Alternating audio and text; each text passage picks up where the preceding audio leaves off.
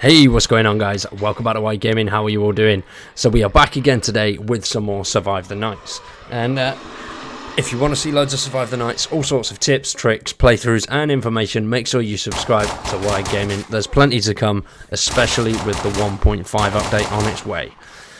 So, if you remember, not last week, the week before, I did say what we were going to do is get on to the sort of base building tips and all the other sorts of tips and tricks. But I've changed my mind on that. I am very sorry if that's disappointed anyone, but the reason behind it is because 1.5 is not too far away. So I don't want to get a load of stuff out there which will become pretty much obsolete when the Horde Nights start to show up. So I'm going to hold off just for a little bit longer until that's ready, and what we're going to do is just gather loot and have a little fanny around until it is actually here. But today we're going over Devblog 15, and there has been some awesome new additions to this update. To this Horde system that they're sort of adding in, and I can't wait for that. It's going to be absolutely amazing. So, hello all, the team is hard at work, working on player found issues and developing the 1.5 patch. If you'd like to find bugs and tweak 1.5 features, jump on our experimental branch and check out the 1.4.22 patch. As I said in my last video, I couldn't actually get on and see any new features. Whether that's actually in or not, I'm not sure. It says on their changelog that it is. The Horde system and things like that is actually on there, but I think that might be a bit of a typo, so we shall see. We'll be introducing our Horde system with 1.5 alongside our initial XP system. You'll gain XP by killing Zeds, looting, fortifying, harvesting, etc. Most of all, you'll gain XP with increasing Horde difficulty. The player will receive a notification of an approaching Horde. It will provide a general direction of the Horde. At this point, you'll have the option to fight or flee. You will not gain any XP for fleeing, and your Horde difficulty will not increase. So, for the time being, there are no sort of perks for XP. There's nothing really available for that yet.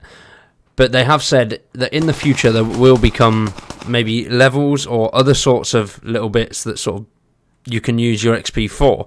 So, obviously it's up to you, but I would say it's definitely worth sort of going at the Horde, at least trying it. I mean, if you're a higher level, it's definitely worth it, and it'll be quite cool to just sort of see what that's like.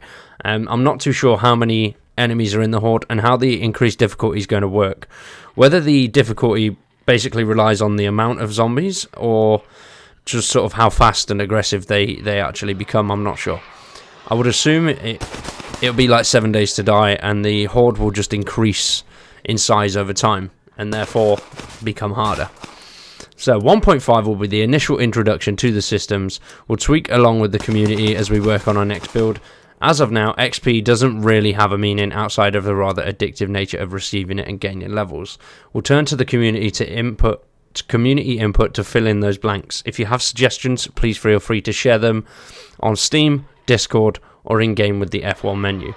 We have concepted some basic systems, higher loot drops on increased Horde difficulty levels, character buffs, etc. Below we'll go over a few of the mechanics and features behind the Horde system. So here we have a sort of diagram of showing you what the Horde is going to pretty much look like. So below was our concept for the spawn sphere and offset on our Horde system. James has used gizmos to visualize different spawning scenarios and found a spawn radius of 65 meters offset from the player by 20 with a minimum spawning range. To the player, 40 meters felt most realistic and fun. This results in an offset circle with a 5 meter gap around the back of the player where zombies can spawn. So basically judging by the image, you'll be in the center of this circle, and the Horde will spawn anywhere in that circle, sort of in front of you, I would say. Favor direction of spawning of zombies while still allowing some side and rear zombies. So the Horde will spawn in sort of this direction, I'm guessing, and then behind you'll just have your normal odds and sods that sort of show up and then sort of attack you, and see from there really. And that's their concept there. In game, the results are directional with a few randoms to keep things challenging.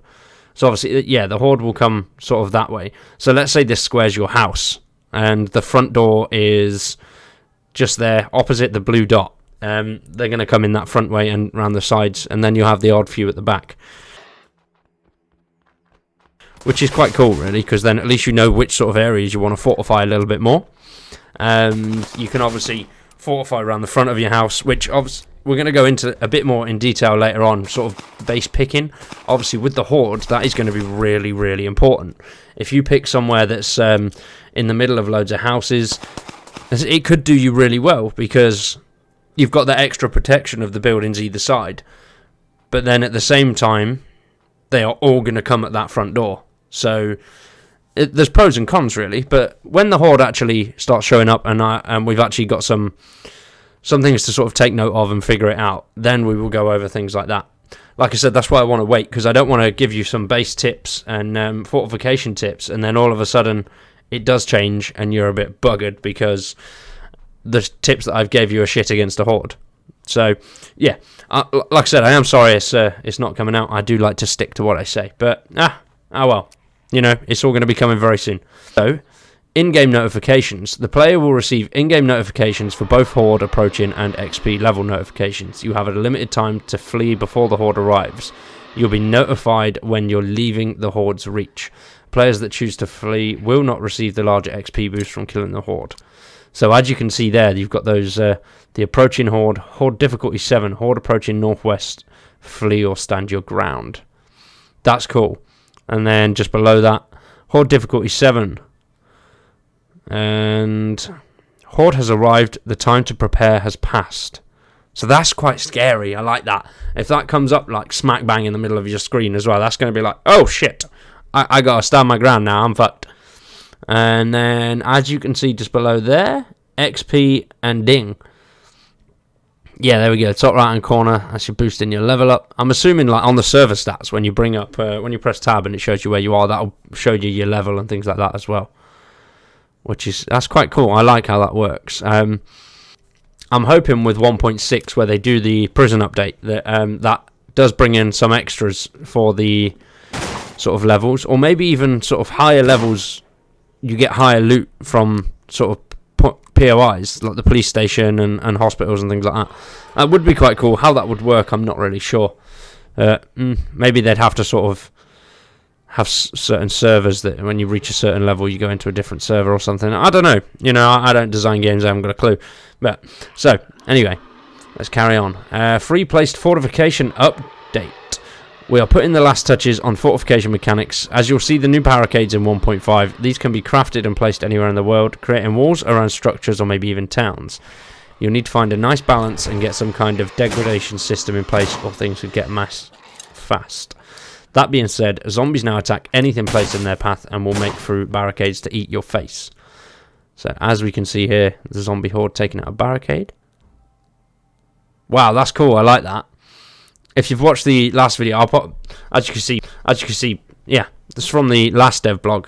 This is the sort of horde direction. So obviously they've tweaked that a little bit, and they're going to go through whatever they want to go through to get to you, that's going to be scary as shit.